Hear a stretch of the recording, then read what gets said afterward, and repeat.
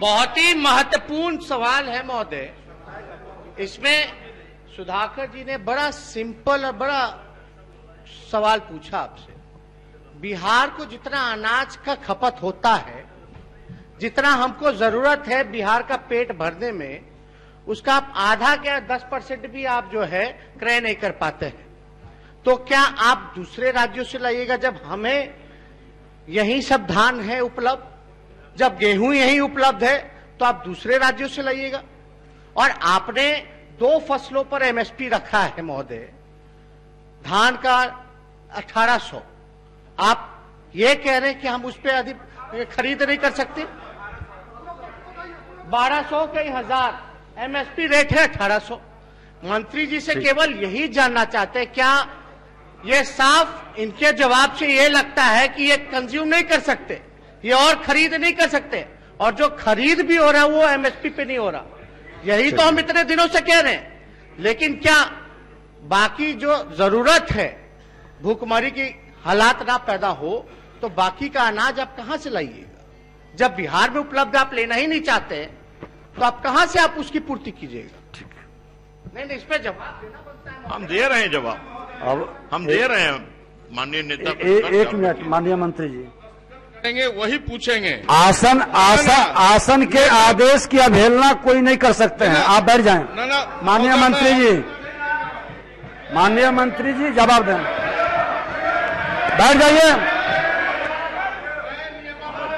नेता प्रतिपक्ष बैठ जाइए, बैठ जाइए महमूद जी। जब आसन आदेश कर दिया है तो उस पर आप प्रश्न उठाएं, बैठ जाएं। चलिए माननीय मंत्री जी जवाब दीजिए। आसन के अनुमति से माननीय मंत्री जी जवाब दें।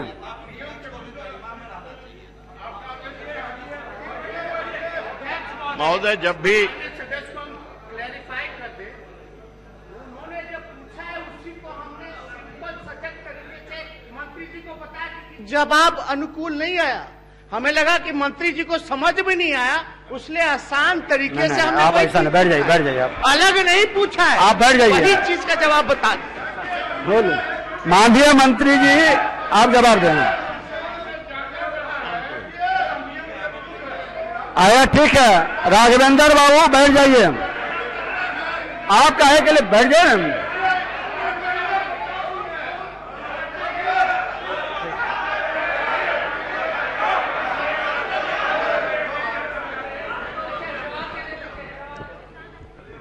माननीय अध्यक्ष महोदय, माननीय नेता प्रतिपक्ष को अधिक समझदारी है, वो ज्यादा समझते हैं, उनके समझ को मैं चुनौती नहीं देता।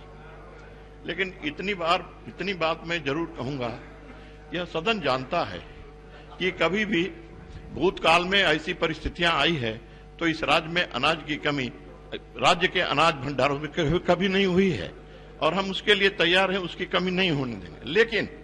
लेकिन एक प्रश्न यह है कि क्या और अधिक खरीद हम इसलिए करें कि एमएसपी जो है, किसानों के लिए जो एमएसपी है, उनके खाते, उनके जेब में जो जाना चाहिए वो व्यापारियों के जेब में जाए?